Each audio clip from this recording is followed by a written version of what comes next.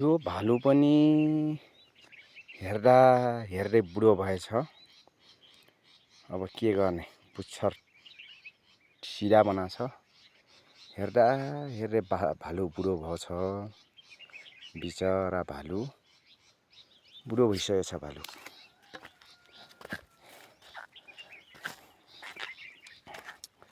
यस्तै छ गाइज। हाम्रो रोल्पाको रक गार्डन घुम्न आउनु होला। यति नजिकै भ्यू टावर छ। भ्यू टावर सरर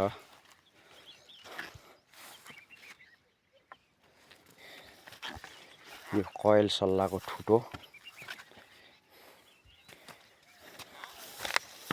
कोयल सल्लाको ठुटो हो यो। ठुटोमा जाने सिडी यस प्रकारको छ। यहाँबाट देखिने दृश्यहरू टक्क यस्तो छ गाइज। बिहानको दृश्य आज सफा छ। मौसम खासै त्यति नराम्रो छैन। मस्त। यो रक गार्डन हो साथी हो। रक गार्डन आजभोलि बर्खाको टाइममा पुरा हरियाली छ। यो चाहिँ आर्मीको ब्यारेक हो साथी हो। ब्यारेक टाढामा हैन। यस्तो छ साथी हो।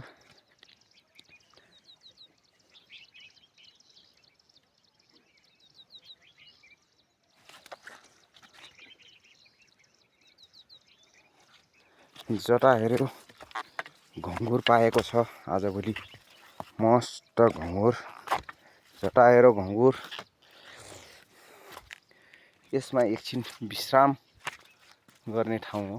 मस्त फोटो सटो खिचाउने यता पनि छ साथी हो हैन। यता पनि छ। म पनि एकछिन विश्राम गर्छु होला हैन।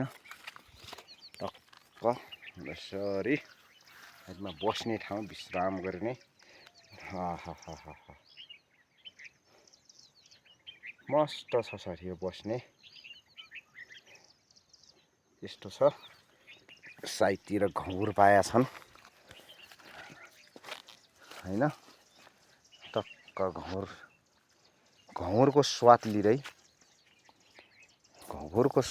यसरी बस्दाको मजै बेग्लै हुन्छ साथी हो। अब यता पनि छ मस्त बस्ने ठाउँ। यो पनि अब तपाईहरुले केही नास्ता कुस्ता खानुभयो भने यो डस्टबिनमा चाहिँ फोहोरलाई फ्याँकिदिनु होला। किनभने आफ्नो ठाउँको सरसफाइ आफै गर्नुपर्छ। यता पनि छ बस्ने, उता पनि छ साथी हो हैन। यसरी ग्रुपमा आउनुभयो भने यता छ साथी हो ग्रुपमा बस्ने ठाउँ। टक्क हरियाली छ। यो चाहिँ एउटा मन्दिरको स्ट्याचु हो। टक्क घुङ्गुर लटराममा पाकेको छ साथी हो घुङ्गुर हैन। म चाहिँ यसो घुङ्गुर यो मिठो हुन्छ साथी हो। मिठो हुन्छ हैन। यो खान मिल्छ। यसलाई घुङ्गुर भन्छ। लटराममा पाक्छ हैन। यसरी चौतारा छ। चौतारीमा बसो भने बरको पात फरर, माइती देशलाई हेरो भने मनै धरर।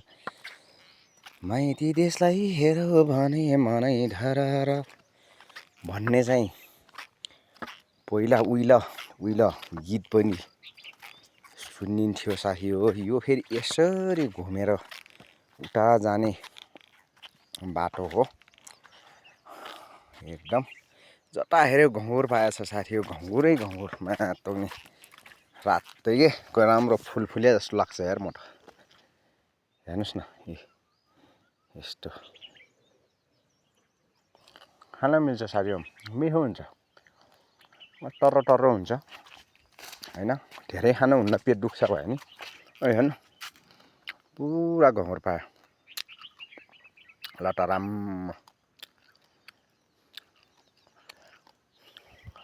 यहाँ बस्ने ठाउँ छ मस्त। यो चाहिँ रुपिसल्ला यता हेर घुँघुरै छ हैन। आज भोलि चराहरूलाई टेन्सन छैन साथी हो। चरालाई चाहिँ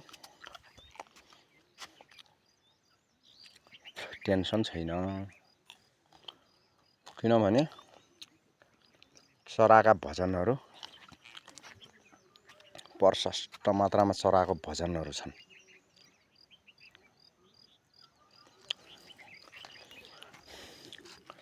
उता आर्मिक बड्डाहरू बिहानको उसमा छन् दौड खेलकुदमा छन्। पिटी परेड आर्मिक बड्डाहरू हैन। यस्तो छ साथी हो हाम्रो रोल्पाको रक गार्डन। यो चाहिँ भ्यू टावर हो साथी हो। अलि नजिकबाट देखाइदिउँ हैन। यो भ्यू टावर हैन। भ्यू टावर यो धेरै अल्गो छ साथी हो। म तल छु नि धेरै तल छु त्यही भएर भ्यू टावर जाने सिडीको बाटो यो हो साथी हो हैन। बीचमा विश्रामको कक्ष पनि छ माथि दुई ठाउँमा हैन। ओ माथि छ भ्यू टावर। यो म तल छु र त्यसको आधा भाग देखिएको छ तर यो धेरै छ साथी हो हैन। कुकुरहरू पनि दौडमा छन्। यस्तो साथी हो हैन। यहाँ पनि छ साथी हो टक्क यहाँ पनि यो चाहिँ सिडी हो साथी हो। रक गार्डनतिर आउने सिडी साथी हो। यो माथि यताबाट नि आउँछ उताबाट पनि गेट छ। यो चाहिँ मस्त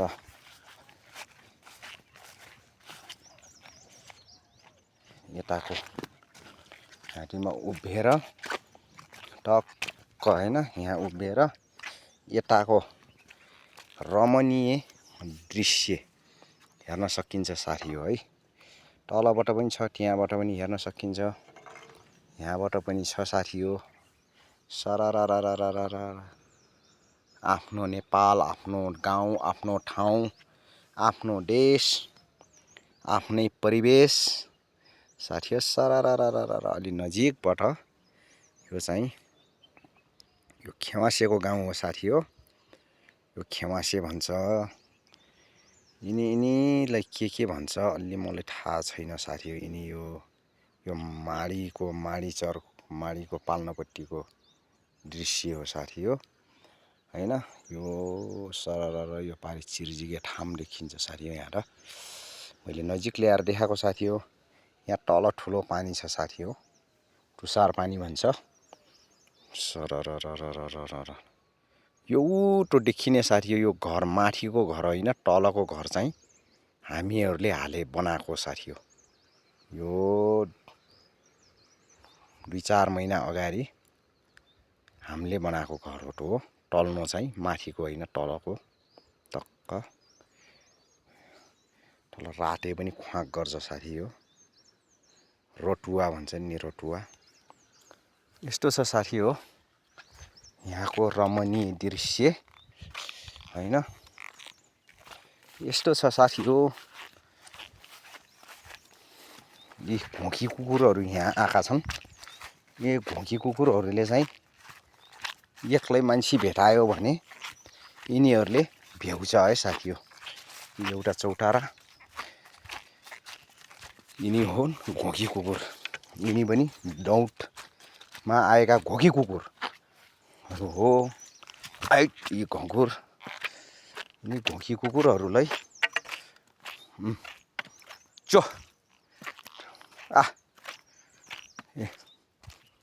यिनीहरू पनि जान्छ साथी हो अब मसँग। ल साथी हो अहिलेको लागि यति नै।